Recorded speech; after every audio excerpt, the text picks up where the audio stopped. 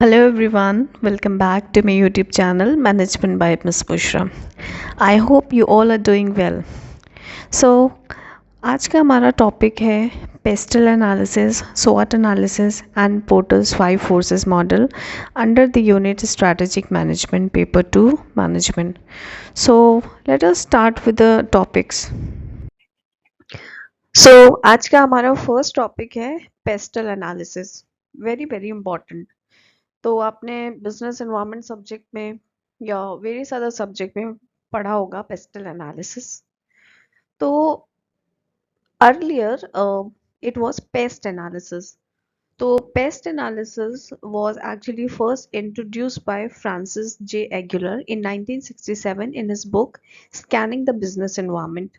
So basically, point of view, again you have to remember the names of various authors कि किसने कौन सा model दिया है. So it is very very important.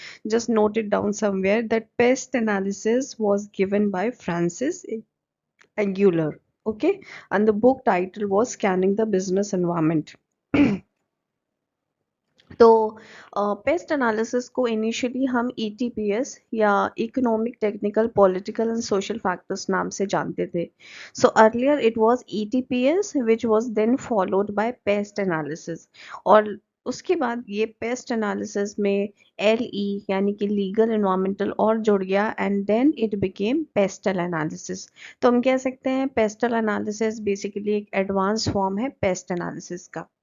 Now the question arises कि what actually is pestle analysis. तो pestle में where P stands for political, E stands for economical, S for social, T for technological, L is for legal and finally E is for environmental. तो basically environment में बहुत सारे factors हमारे present होते हैं. As an entrepreneur, as a business person, it is very very important that I should be aware of what is going on in the environment. कि politically क्या चल रहा है, इकोनॉमिकली क्या चल रहा है, socially, culturally, technologically, legally, environmentally क्या क्या फैक्टर्स चल रहे हैं, क्या चेंजेस आने वाले हैं, क्या चेंजेस आ गए हैं, कॉम्पिटिटर्स क्या कर रहे हैं. तो उन सब का क्लब करके जो एनालिसिस है that is pastel analysis. Okay. तो हम देखते हैं पॉलिटिकल फैक्टर्स क्या होते हैं. तो पॉलिटिकल फैक्टर्स बेसिकली हमारे गवर्नमेंट की तरफ से गवर्नमेंट हमारी जो भी कंट्री है वहाँ पे गवर्नमेंट कैसी है, गवर्नमेंट की इन्फ्लुएंसेस क्या है, गवर्नमेंट कैसी पॉलिसीज बनाती है जो कि हमारे इन्वायरमेंट को इम्पैक्ट कर रही है. और बिकॉज वो इन्वायरमेंट को इम्पैक्ट कर रही है तो ऑटोमेटिकली हमारे ऑर्गेनाइजेशन हमारे बिजनेस को भी इम्पैक्ट करेगी डायरेक्टली इनडायरेक्टली. तो पॉलिटिकल फैक्टर्स में हमारा जैसे गवर्नमेंट की पॉलिसीज, कि हमारा पॉलिटिकल सिस्टम कितना स्टेबल है, कैसी गवर्नमेंट है, गवर्नमेंट की वर्किंग कैसी, ब्यूरोक्रेसी कैसी है, और डिफेंस एंड सिक्योरिटी पॉलिसीज कैसी हैं. तो ये सारी चीज़ें आपकी पॉलिटिकल फैक्टर्स में आ जाती है. Just for an example I will say जैसे कि पहले GST 2017 में इम्प्लीमेंट किया गया. तो basically it is a major tax reform which was aimed to create a unified tax structure across India. तो इसका इम्पैक्ट क्या पड़ा, बिजनेसेस ने they had to adapt to the new tax system. जिससे कि उन्हें ऑब्वियसली न्यू टैक्स सिस्टम यानी कि GST को अडाप्ट करना पड़ा. तो it required changes in accounting and compliance procedures also.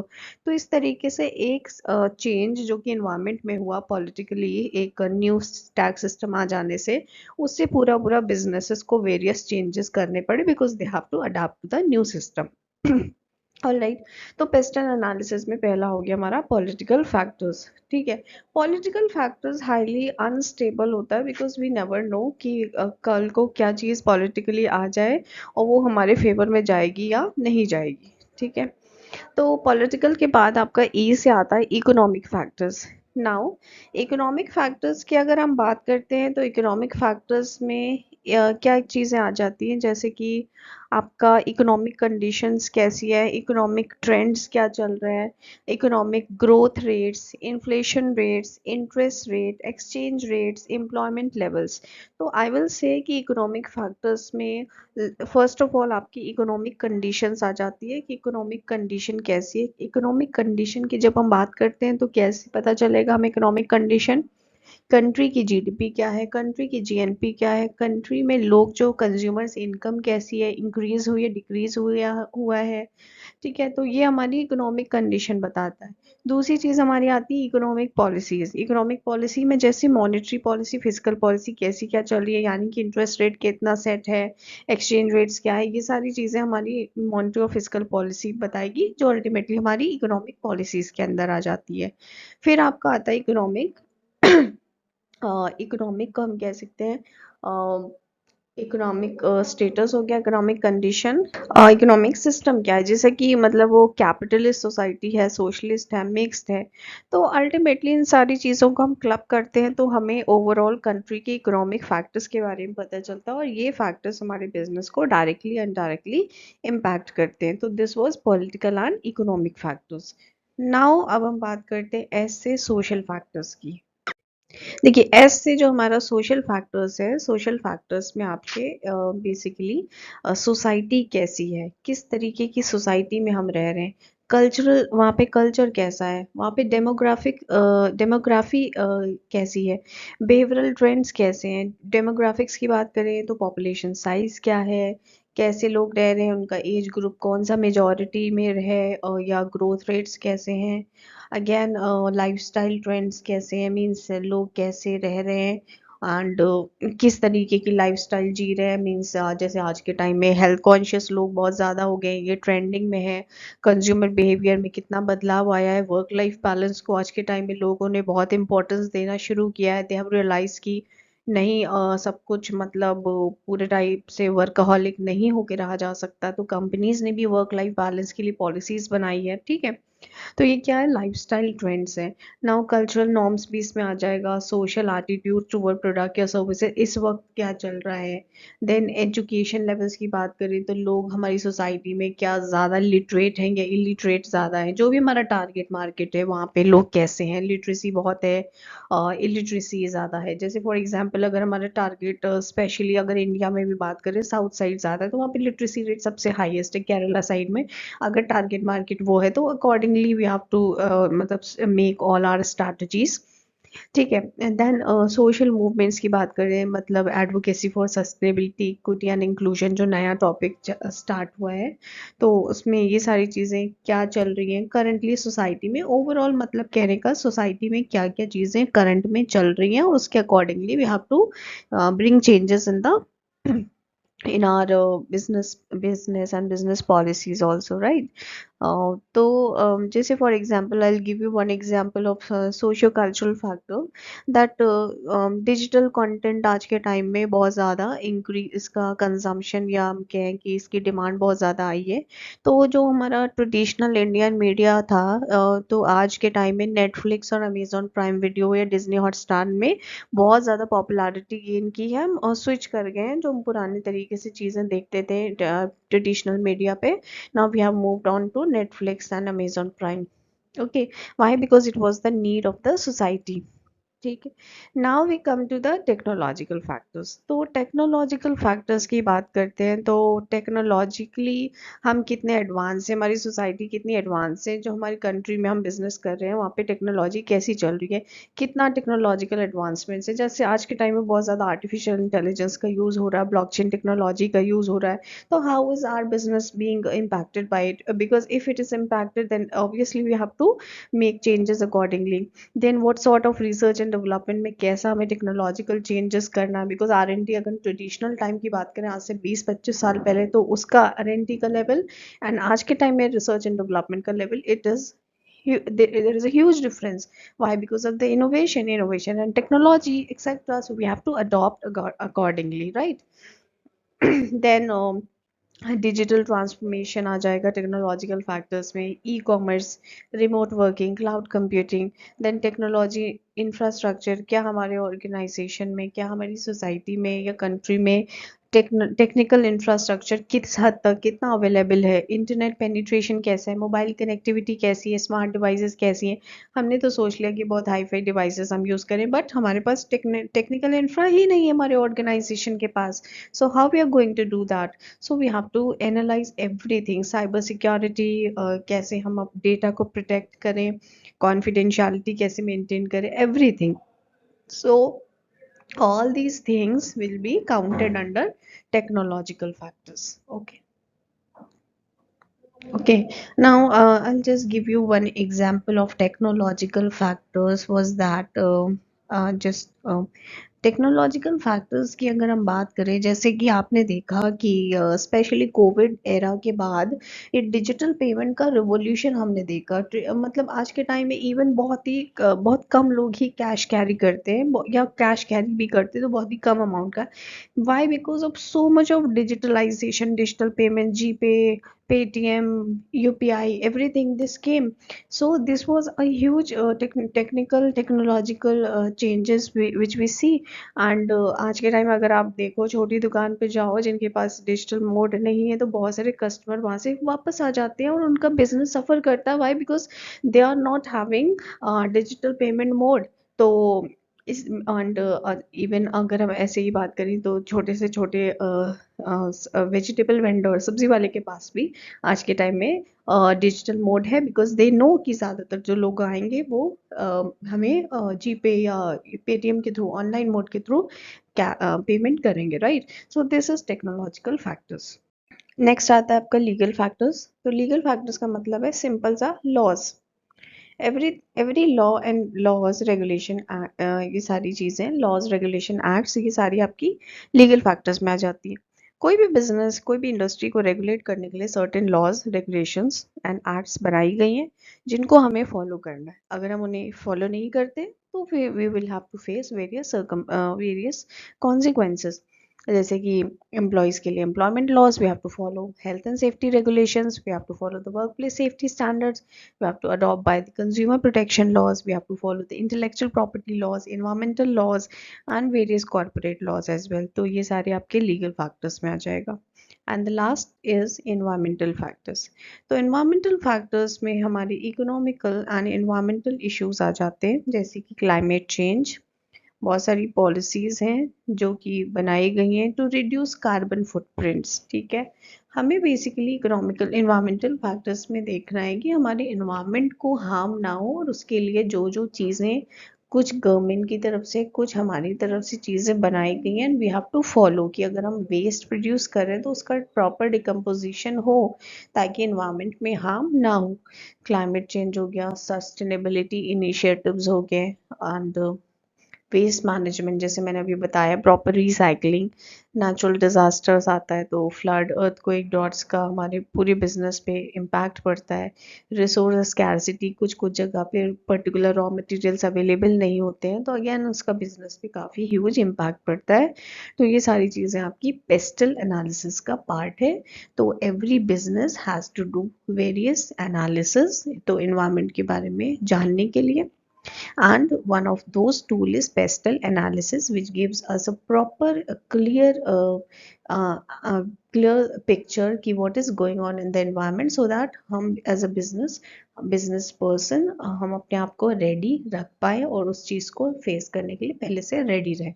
Okay, now coming to the another tool that is used by the businesses to identify their strengths, weakness, and opportunities and threat.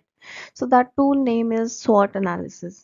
So first of all, you should remember that SWOT analysis was developed by Albert Humphrey. Okay, remember this name. It's very important for exam point of view. Albert Humphrey. Now this SWOT stands for strengths, weaknesses, opportunities, and threats. Now when we talk of strengths and weaknesses, these both strengths and weaknesses are internal factors, means they are present inside the organization. Similarly, when we talk of opportunities and threats, these two are external to the organization, they are present externally. All right. So first of all, let us study what is strength. तो strength basically क्या है? जैसे हम normal person की भी strength की बात करते हैं तो what is strength? It is basically all the positive points which a person has, which can be used by him or her for their advantage, right? उसी तरीके से organization या businesses की भी वो सारे positive attributes जो कि एक organization के अंदर present है, वो जिनको यूज़ करके वो कॉम्पिटिटिव एडवांटेज को अचीव कर सकता है, वो उसकी स्ट्रेंथ है। जैसे एक ऑर्गेनाइजेशन के पास बहुत अच्छे रिसोर्सेज हैं, resources as in human resource बहुत अच्छा, skilled, very skilled person are present, उसके पास बहुत ही एडवांस अच्छी टेक्नोलॉजी है, उसके पास इंफ्रास्ट्रक्चर बहुत अच्छा है, उसके पास बहुत स्ट्रॉन्ग रेपुटेशन है, गुडविल इमेज बहुत अच्छी है, पैसा बहुत है, कैपिटल बहुत है, मींस फाइनेंशियल स्टेबिलिटी बहुत स्ट्रॉन्ग है, या उसका जो प्रोडक्ट है वो बहुत यूनिक है, या उसके पास बहुत सारे पेटेंट्स हैं, हर चीज़ का स्ट्रॉन्ग पेटेंट उनने कराया है। देन उनके पास जो प्रोसेसेस है जो यूज़ कर रहे हैं वो बहुत ही एफिशिएंट प्रोसेसेस है, means streamline operations, high productivity, cost leadership. तो ये सारी चीज़ें एक ऑर्गेनाइजेशन की, one these were few of the points जो कि ऑर्गेनाइजेशन की स्ट्रेंथ है और जिनको यूज़ करके वो कॉम्पिटिटिव एडवांटेज को अचीव कर सकता है। Alright, now we come to the weaknesses. Weaknesses क्या हो जाएंगी? हमारी कमियां, हमारी लिमिटेशंस या हमारे चैलेंजेस जो कि हमारी परफॉर्मेंस को रोक सकते हैं, बेटर परफॉर्मेंस देने में एक प्रॉब्लम क्रिएट कर सकते हैं। तो एक तरीके से हमारी ये डिसएडवांटेजेस हैं। जैसे आपके पास उसी को ऑपोजिट अगर हम कहें, आपके पास इनफ या अच्छे रिसोर्सेज नहीं है, आपकी ब्रांड रेपुटेशन ख़राब हो गई है, नेगेटिव पब्लिसिटी बहुत ज़्यादा हो गई है, कस्टमर कंप्लेंट्स बहुत आ गई हैं, ऑपरेशनल इनएफिशिएंसीज हो गई, means delayed process, outdated technology का आप यूज़ कर रहे हैं, स्किल गैप्स है, मींस आपके पास ट्रेनिंग प्रोग्राम्स भी अच्छे नहीं हैं और लोग भी अच्छे नहीं हैं, बहुत ज़्यादा आप एक पर्टिकुलर मार्केट या एक ही प्रोडक्ट पे आप रिलाई करें तो ओवर डिपेंडेंसी हो गई कि कल को अगर आपका वो प्रोडक्ट या मार्केट मार्केट से अगर आप चले गए या प्रोडक्ट फ्लॉप हो गया तो you'll be out of the market. So these are the weaknesses. Now we come to the opportunities which are external to the organization. तो opportunities market में, environment में वो सारी चीज़ें, वो सारे favorable circumstances या situation या चीज़ें जो कि आप यूज़ कर सकते हैं for your growth, राइट। जैसे कि मार्केट ट्रेंड, मान लीजिए अचानक ऑल ऑफ अ सडन कोई पर्टिकुलर चीज़ की मार्केट में डिमांड इमर्ज हो रही है, न्यू टेक्नोलॉजीज आ रही है, मार्केट ग्रो कर रहा है, तो ये आपके लिए अपॉर्चुनिटी है। इसका आप जैसे जितना जल्दी फ़ायदा उठाएंगे, मींस फर्स्ट मूवर एडवांटेज अगर आप लेंगे तो you will definitely lead the market. उसी तरीके से हमारा कोई न्यू पॉलिसीज़ आती है, कोलैबोरेशन होता है ऑर्गेनाइजेशन के साथ, ग्लोबलाइजेशन, आप ज्योग्राफिक रीजन को एक्सपांशन कर रहे हैं, आप कोई कॉम्पिटिटर, आपके जो मेजर कॉम्पिटिटर्स थे वो मान लीजिए मार्केट छोड़ के चले गए, तो ये सारी चीज़ें आपकी क्या हो जाएंगी? अपॉर्चुनिटीज़ में आ जाएगी। ओके, और इन अपॉर्चुनिटीज़ का जितना जल्दी आप यूटिलाइजेशन करेंगे, यूज़ करेंगे, उतना ही आपके फ़ायदे में होगा, आपके फेवर में होगा। And the last one is threats. देखिए थ्रेट क्या है? थ्रेट है डेंजर। नॉर्मली थ्रेट्स क्या है? डेंजर है। तो ये हम कह सकते हैं these are the external challenges या risk that may negatively affect your performance और they may hinder your performance. तो थ्रेट मीन्स कुल मिला के एनवायरनमेंट में, एक्सटर्नल एनवायरनमेंट में वो सारी चीज़ें जो आपके लिए खतरा है, आपके लिए डेंजर है, आपके लिए रिस्क है। जैसे कि बहुत ज़्यादा कंपटीशन अचानक से बढ़ गया, न्यू कॉम्पिटिटर्स आ गए, तो आपकी पोजीशन ऑब्वियसली, अगर आपने कुछ अच्छा यूनिक नहीं किया तो आपकी पोजीशन बहुत नीचे आ जाएगी। इकोनॉमिक डाउनटर्न्स, इन्फ्लेशन, डिफ्लेशन, ये सारी चीज़ें क्या है? थ्रेट है। टेक्नोलॉजिकल ऑब्सोलेसेंस मीन्स कॉम्पिटिटर्स बहुत ही hi fi advance technology use करने लगे और आप जिस टेक्नोलॉजी को यूज़ कर रहे हैं वो तो आउटडेटेड रह गई। रेगुलेटरी हर्डल्स, न्यू रिस्ट्रिक्शंस आ गए, new compliance cost, environmental factors, natural disasters, ये सारी चीज़ें आपकी सप्लाई चेन को डिस्टर्ब कर रही हैं। तो ये सारी चीज़ें इन्वायरमेंट में हो रही हैं, लेकिन इनका बिजनेस पे इफेक्ट बहुत हद तक बहुत ज़्यादा पड़ रहा है और नेगेटिव पड़ रहा है। राइट, तो इन थ्रेट्स को हम जितनी जल्दी आइडेंटिफाई कर लें उतना ही अच्छा है, और आइडेंटिफाई करने के बाद हम राइट टाइम पे जल्द से जल्द एक्शन लें और अपने आप को रेडी रखें, तो हम उस नेगेटिव इम्पैक्ट से बच सकते हैं, एल्स वो हमारे बिजनेस को काफ़ी नेगेटिवली इम्पैक्ट करेगा। So this was all about SWOT analysis. Okay, now we're going to study the Porter's 5 forces model. So now we come to the Porter's five forces model या Porter's five forces analysis. All right. तो first of all ये Porter's five forces model हमारा Michael E Porter ने दिया है and there was a book जिसका नाम था competitive strategy techniques for analysing industries and competitors. It was publish in 1979 और वहीं पे इन्होंने माइकल ई पोर्टर ने ये फ्रेमवर्क दिया। ऑलराइट।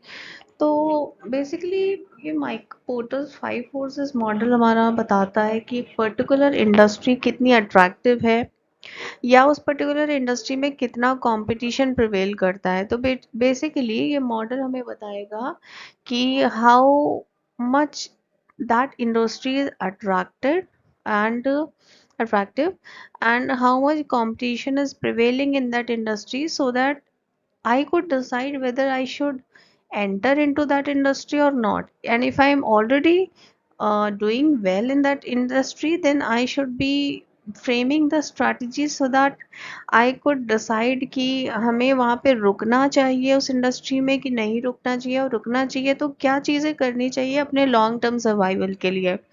तो वो बेसिकली इंडस्ट्री कितनी अट्रैक्टिव और कितना कंपटीशन प्रिवेल करता है, ये दो मेन चीज़ें पोर्टर्स फाइव फोर्सेस मॉडल हमें बताता है।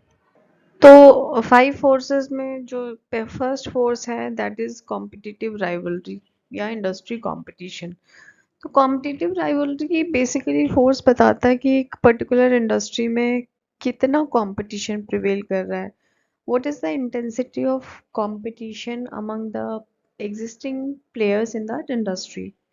ऑलराइट। तो बेसिकली उस पर्टिकुलर इंडस्ट्री में नंबर ऑफ कॉम्पिटिटर्स कितने हैं, इंडस्ट्री ग्रोथ रेट कैसा है, प्रोडक्ट जो कॉम्पिटिटर्स हैं उनका प्रोडक्ट कैसा है, प्रोडक्ट डिफरेंशिएशन है कि नहीं है, कितना है, सिमिलर प्रोडक्ट्स बेच रहे हैं कि डिफरेंट प्रोडक्ट्स सब बेच रहे हैं, स्विचिंग कॉस्ट कस्टमर्स की कैसी है, एग्जिट बैरियर्स फॉर बिजनेसेस क्या है।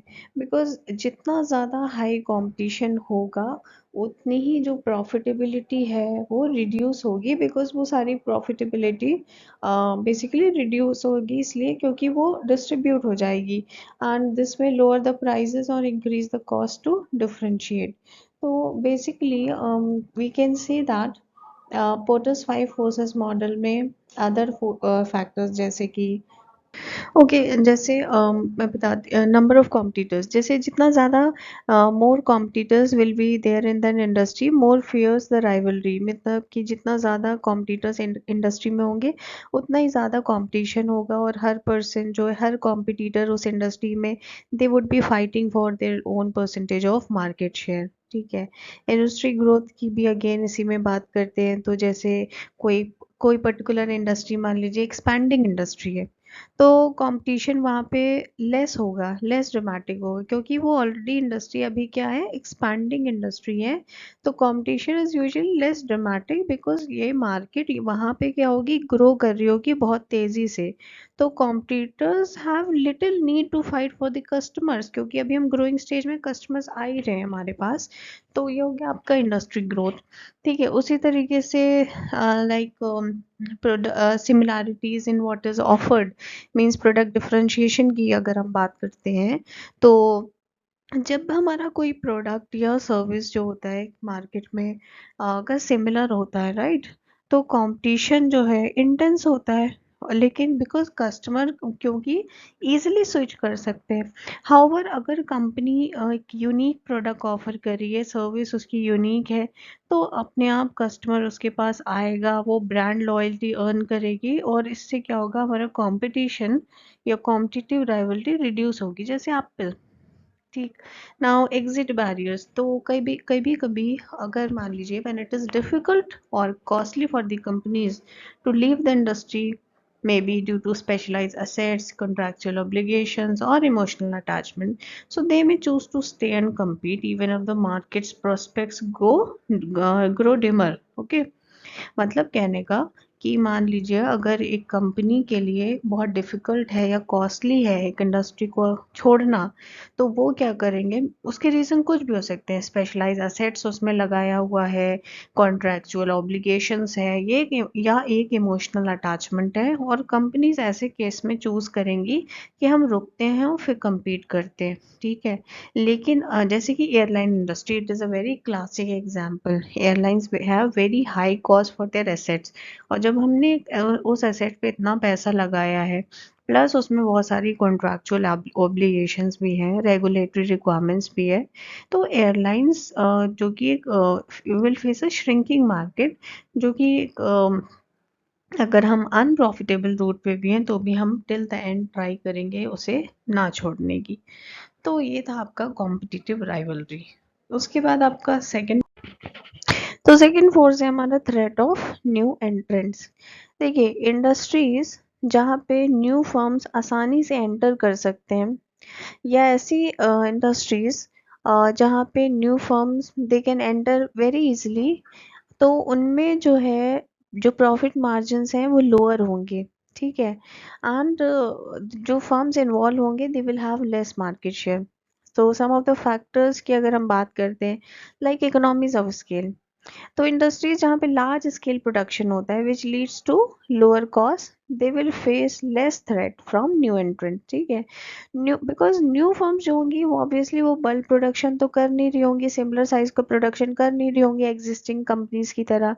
तो they are new firms are just they have just entered, तो उनका प्रोडक्शन भी कम है, और ऑलरेडी जो लार्ज स्केल प्रोडक्शन पे पहले से एग्जिस्टिंग कंपनीज है उनका प्रोडक्शन ज़्यादा है, तो उनके पास इकोनॉमीज ऑफ स्केल का एडवांटेज है, तो उन्हें एज सच न्यू एंट्रेंस उतना थ्रेट नहीं है।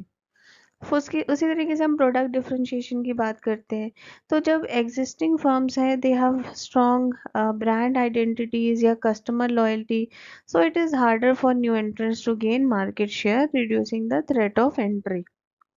नाउ कैपिटल रिक्वायरमेंट्स की अगर हम बात करते हैं, तो हाई स्टार्टअप कॉस्ट अगर इक्विपमेंट फैसिलिटीज एक्सेट्रा पे लगी है, तो उससे क्या होगा, they can deter new entrance. For example मान लीजिए, starting a car manufacturing business require significant investment, like okay.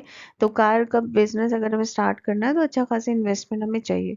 तो जब तक ये टेस्ला ने 2010 के अराउंड ग्रोथ नहीं देखी थी, so Americans from 1950s could have named the major US car brands for the of the early 2000s. Access to distribution channel, मान लीजिए if existing firms कंट्रोल कर रहे हैं डिस्ट्रीब्यूशन चैनल्स को, जैसे रिटेल स्टोर्स को, ऑनलाइन प्लेटफॉर्म्स को, cable infra को, तो new entrants would need to find a way to replicate that structure while competing with the established firms on price या tricky proposition, ठीक है। तो कुल मिला के मतलब ये हो रहा है कि थ्रेट ऑफ न्यू एंट्रेंट्स में आपका, अगर मान लीजिए economies of scale, large scale production कर रहे हैं आप, तो हमें थ्रेट ऑफ न्यू एंट्रेंट्स से उतना कोई खतरा नहीं है। अगर हम यूनिक प्रोडक्ट बना रहे हैं तो हमें खतरा नहीं है, लेकिन अगर हम सिमिलर सिमिलर प्रोडक्ट बना रहे हैं और नए वाले भी सेम प्रोडक्ट लेके मार्केट में एंटर करें तो थ्रेट हाई है हमारा, ठीक है। अगर आपका कैपिटल रिक्वायरमेंट हाई है, मतलब हाई कोई ऐसी इंडस्ट्री है जहाँ पे स्टार्टअप करने के लिए हमें ह्यूज कैपिटल चाहिए, तो हमें उतना थ्रेट नहीं है, क्योंकि हर किसी के बस की बात नहीं है उस पर्टिकुलर इंडस्ट्री में एंट्री लेना। उसी तरीके से अगर आप जो एग्जिस्टिंग फर्म्स हैं वो स्ट्रांगली अपने सारे डिस्ट्रीब्यूशन चैनल्स को कंट्रोल कर रहे हैं, तो हमें न्यू एंट्रेंट्स से उतना थ्रेट नहीं है, और न्यू एंट्रेंट्स को वो कनेक्शन बनाने में, वो डिस्ट्रीब्यूटर रिटेलर सबके साथ कनेक्शन बनाने में टाइम लगेगा। ओके, नाउ रेगुलेशंस की बात करते हैं, तो बहुत सारे जैसे लाइसेंसेस होते हैं, सेफ्टी स्टैंडर्ड्स होते हैं, या अदर रेगुलेटरी स्टैंडर्ड्स होते हैं, वो कई बार बैरियर क्रिएट कर देते हैं, so this make it costly for the new firms to enter the market. Okay, उसी तरीके से स्विचिंग कॉस्ट की बात करते हैं, अगर इफ इट इज़ डिफिकल्ट या costly for the customer to switch from the existing firm to new entrants, the threat of entry is lower. Okay, now let us talk of threat of substitutes. अब देखिए threat of substitutes क्या है, जब customer they can find substitute for a particular sector, then that is a major threat to the companies in that industry, right? तो जैसे कि relative price performance, अगर cost of a substitute is lower, अगर substitute की cost lower है and performance better है तो customer अपने आप स्विच करके सब्स्टिट्यूट के पास चला जाएगा। ठीक है। उसी तरीके से customer willingness to go elsewhere, मान लीजिए threat is high if buyers find it easy to switch to a substitute. For example कि कस्टमर्स जो है जैसे 2010 की शुरुआत में customer found switching from taxis to ride sharing apps like this Ola Uber. तो कस्टमर ने अपनी विलिंगनेस से स्विच करने की सोची, ट्रेडिशनल टैक्सी से हम सीधे उबर और ओला पे आ गए ये लोग। ठीक है। Now the sense that products are similar. ठीक है। तो सेंस दैट प्रोडक्ट सिमिलर मतलब कहने का कि हमारा जो सब्स्टिट्यूट है वो काफ़ी सिमिलर है, क्लोज सब्स्टिट्यूट्स है। तो ऐसे केस में क्या होगा कि आसानी से लोग जो है सब्स्टिट्यूट पे स्विच कर जाएंगे। So this was threat of substitute. तो ये बेसिकली इवैल्यूएट करता है कि रिस्क ऑफ कस्टमर्स किस हद तक कस्टमर स्विच करेगा अल्टरनेटिव्स पे। All right, now let us move to the fourth force. Sorry for the disturbance in between. So yes, we were talking of switching costs. जैसे कि मैंने बताया telecommunication industries में जहाँ पे मतलब it is very easy for the consumer to switch providers. तो companies जैसे कि बहुत सारी companies जैसे Verizon Communication and they have to offer competitive terms, right? और जैसे अभी हम बात करें जियो एयरटेल जहाँ पे आसानी से अगर हम जैसे अभी रिसेंटली जियो का प्राइस बढ़ा तो उसमें बहुत सारे कस्टमर्स ने डिफरेंट अदर उस पर भी स्विच कर लिया कि जब हमें इतना ही देना तो हम और अच्छे नेटवर्क में क्यों ना जाएं, राइट? तो स्विचिंग कॉस्ट हो गया। Then there is a price sensitivity also. जैसे कि हम बहुत सारे प्राइस सेंसिटिविटी का बहुत अच्छा एग्जाम्पल है फैशन इंडस्ट्री जहाँ पे customer they are highly price sensitive तो brands must keep their prices low to attract the cost conscious consumers. तो ये सारी चीज़ें आपकी आ जाती हैं प्राइस सेंसिटिविटी में। Alright, so in this lecture we have discussed SWOT analysis, we discussed pestle analysis, and we discussed Porter's five forces model. So rest of the tool we will be discussing in the next upcoming lecture. I hope you would have learned, and अगर आपको कोई भी doubt है तो feel free to please post it on the comment section. And yes, अगर कोई अलग से आपको टॉपिक्स चाहिए है या आप चाहते हैं कि इस पर्टिकुलर टॉपिक पे मैं लेक्चर बनाऊं तो please post in the comment section. Thank you so much for watching, and yes, please motivate me by liking, sharing and subscribing अगर आपने अभी तक सब्सक्राइब नहीं किया तो। Thank you so much for watching.